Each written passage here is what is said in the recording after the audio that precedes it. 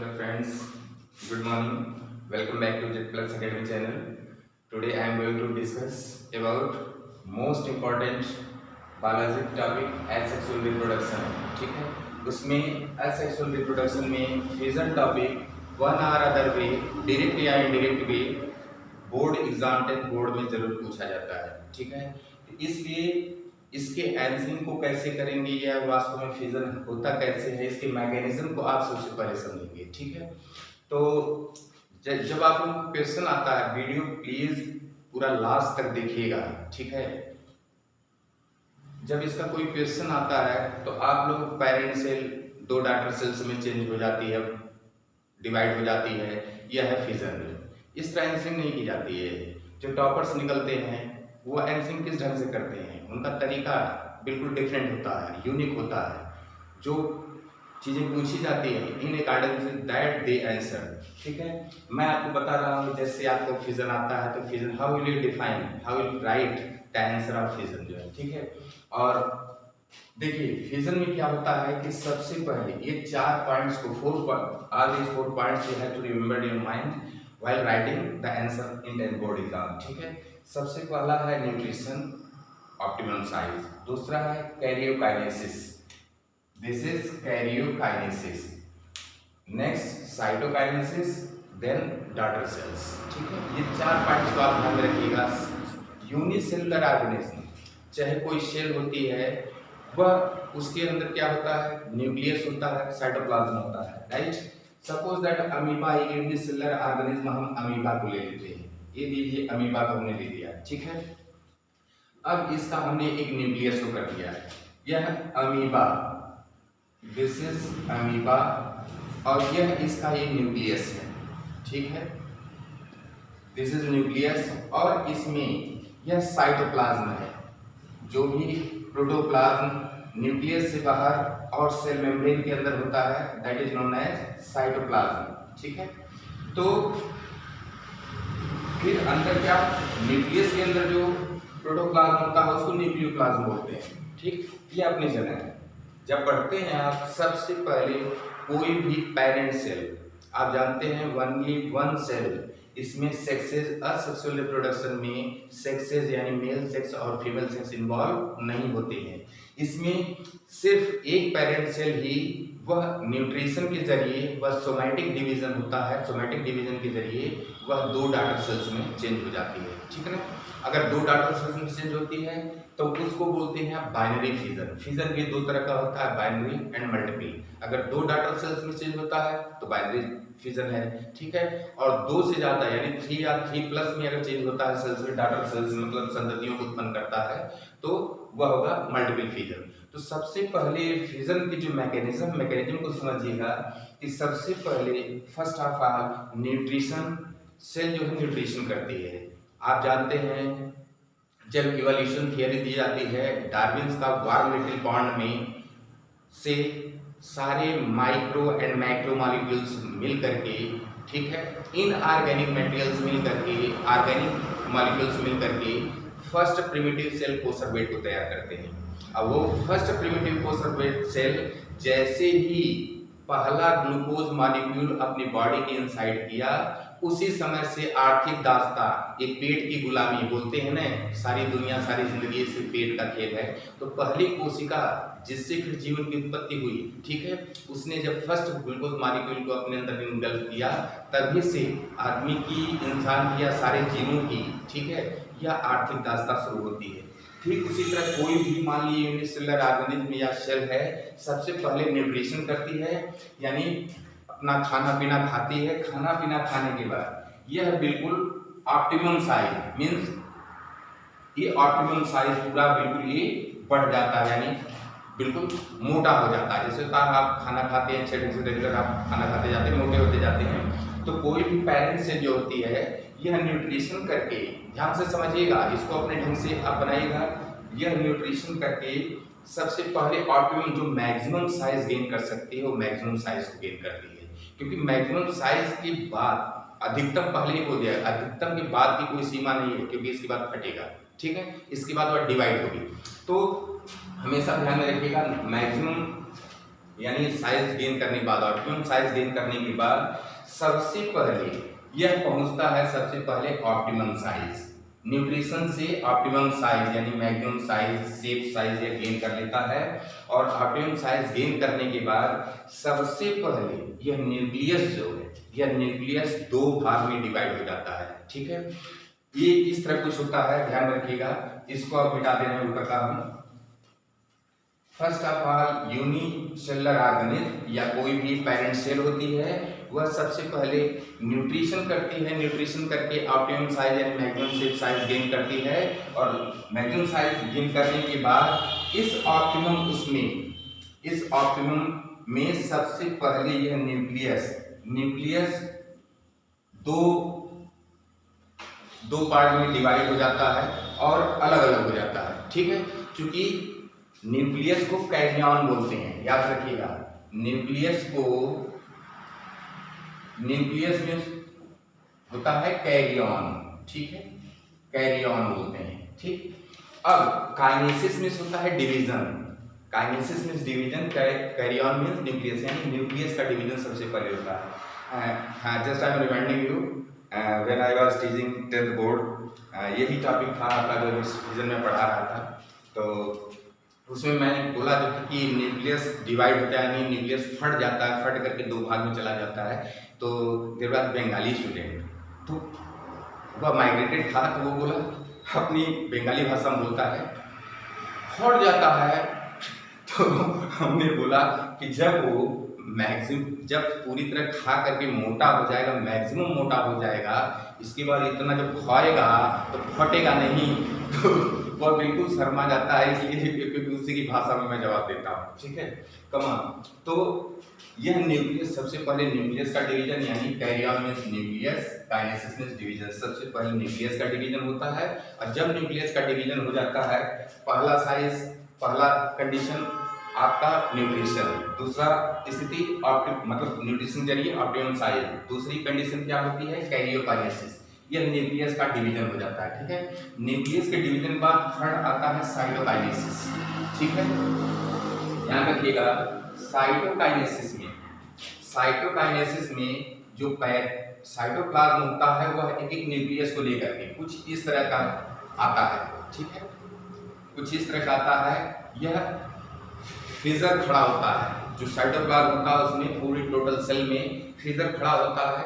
एक न्यूक्लियस एक तरफ, दूसरी न्यूक्लियस एक तरफ, वो हो करके साइटोप्लाज्म उसको क्या करता है, एक एक न्यूक्लियस लेकर के एक अलग सेल जो है। अभी तीसरी कंडीशन जो होती है यह साइटोकाइनेसिस की है, यानी साइटोप्लाज्म जो टोटल सेल है, टोटल सेल का दो भाग में डिवीजन हो जाता है, यानी साइटोकाइनेसिस। थर्ड कंडीशन आपकी साइटोकाइनेसिस है। और साइटोकाइनेसिस के बाद फिर दो डॉटर सेल्स, ठीक है, दो डॉटर सेल्स यहाँ पर जनरेट हो जाती हैं। इसी को बोलते हैं फिजन। ठीक, तो फिजन में सबसे पहले न्यूट्रिशन से ऑप्टिमम साइज, इसके बाद न्यूक्लियस का डिवीजन, न्यूक्लियस के डिवीजन के बाद हर न्यूक्लियस एक न्यूक्लियस को लेकर के साइटोप्लाज्म डिवाइड कर जाता है, दो डॉटर सेल्स को जो है वह क्रिएट करता है। यह स्पेशली अगर यह दो डॉटर सेल्स बनाता है, try to understand, this is known as binary fission. Binary means दो भाग में डिवाइड होगा, दो सेल डॉटर सेल्स संततियां उत्पन्न हुई। ठीक है, but at the same time इसी से आप मल्टीपल फिजन को भी डिफाइन कर सकते हैं। Just I am telling you. और इंटरमीडिएट लेवल से ध्यान में रखिएगा, अगर इंटरमीडिएट लेवल से थोड़ा और डीप और थोड़ा और जबरदस्त ढंग से एक लेवल, स्टैंडर्ड लेवल में, टॉप लेवल पे अगर लेके जाना चाहते हैं, तो न्यूट्रिशन के बाद एक चीज आप याद रखिएगा, कैरियोप्लाज्मिक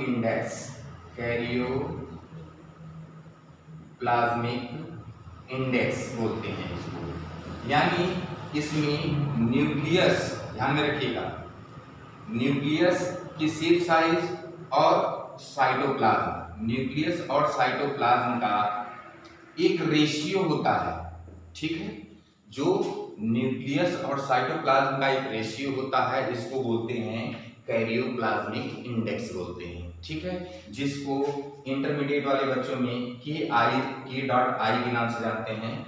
और यह कैरियोप्लाज्मिक इंडेक्स डिस्टर्ब होता है, अगर पूछा जाए कि फिजन के मैकेनिज्म जो है, फिजन में मेन पॉइंट बता दीजिए कि जिससे फिजन होता है। तो आप ये करिएगा, हमेशा ऐसा करिएगा कि फिजन इसलिए होता है क्योंकि कैरियोप्लाज्मिक इंडेक्स डिस्टर्ब हो जाता है। यानी जो नेचुरली कुदरती तौर पे जो सेल को एक कैरियोप्लाज्मिक इंडेक्स मिला रहता है, यानी उसकी न्यूक्लियस का साइज और उसका वॉल्यूम और साइटोप्लाज्म का साइज और वॉल्यूम जो है, इसका एक रेशियो होता है। उस रेशियो तक वह पेरेंट सेल बनी रहेगी। लेकिन अगर खाया पिया मोटाया सेल और उससे ऑप्टिमम साइज हो गई तो यह कैरियोप्लाज्मिक इंडेक्स का रेशियो गड़बड़ हो जाता है, यानी जो डिस्टर्ब हो जाता है, वह मीन्स डिसऑर्डर हो जाता है उसका। ठीक है, जब कैरियोप्लाज्मिक इंडेक्स वह चेंज हो जाता है, डिफर कर जाता है जिसको नेचर ने बनाया है, तब सबसे फॉर द फर्स्ट टाइम यह है, तब कैरियोकाइनेसिस होता है, यानी न्यूक्लियस दो भाग में डिवाइड होता है। इसी को बोलते हैं कैरियोकाइनेसिस। अब कैरियोकाइनेसिस हो गया तो साइटोकाइनेसिस हो जाएगा, साइटोकाइनेसिस के बाद फिर डॉटर सेल्स बन जाएगा।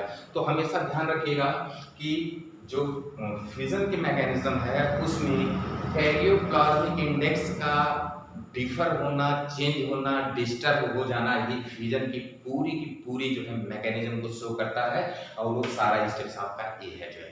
अब हम आपको just I M now discussing about multiple fission.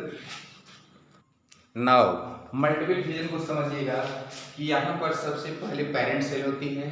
Parent cell nutrition के बाद ऑप्टिमम साइज गेन करती है, और ऑप्टिमम साइज के जो मैक्सिमम उसका सेफ साइज बन जाता है, तब उसका कैरियोप्लाज्मिक इंडेक्स जो है डिस्टर्ब हो जाता है, वो रेशियो जो है गड़बड़ हो जाता है, डिफर हो जाता है, नेचुरल जो सेटअप होता है कुदरती। उसके बाद ये होता है एबनॉर्मल कंडीशन में वही ऑप्टिमम साइज वह अपने चारों तरफ एक सिस्ट बनाता है। ठीक है, एबनॉर्मल कंडीशन में सिस्ट आप यहाँ से शो कर सकते हैं कि कोई भी यूनिसेलुलर ऑर्गेनिज्म है या यूनिसेलुलर पेरेंट सेल है, वह एबनॉर्मल यानी जैसे एनवायरनमेंट की अनफेवरेबल कंडीशन है, प्रतिकूल परिस्थितियां हैं पर्यावरण की, तो वह अपनी सिक्योरिटी और सेफ्टी के लिए for its survival it covers by cyst, उसको सिस्ट बोलते हैं, यानी एक कवर ओढ़ लेती है, उसको पुटी बोलते हैं। हिंदी में पुटी बोलते हैं, इंग्लिश में सिस्ट बोलते हैं। वह पुटी बना लेती है, और जो न्यूट्रिशन के जरिए जो है वो मैक्सिमम ऑप्टिमम साइज पर पहुंचती है। ऑप्टिमम साइज के बाद कैरियोप्लाज्मिक इंडेक्स डिस्टर्ब होता है, और डिस्टर्ब होने के बाद सिस्ट उसके ऊपर बना हुआ है। यह न्यूक्लियस अब दो नहीं, अब 3, 4, 5, 6, 7 कितनी भी पार्ट में वो डिवाइड हो सकता है। जैसे हमने यहाँ पर शो कर दिया कि 4 भाग में डिवाइड हो गया, 4 न्यूक्लियस बन गए। अब चारों न्यूक्लियस को फिर एक साइटोप्लाज्म होगा, एक न्यूक्लियस को लेकर के एक डॉटर सेल को बना देगा, यानी 4 डॉटर सेल, यानी 4 संततियां और 4 औलादें पैदा हो गई। ये हो गया आपका मल्टीपल फिजन।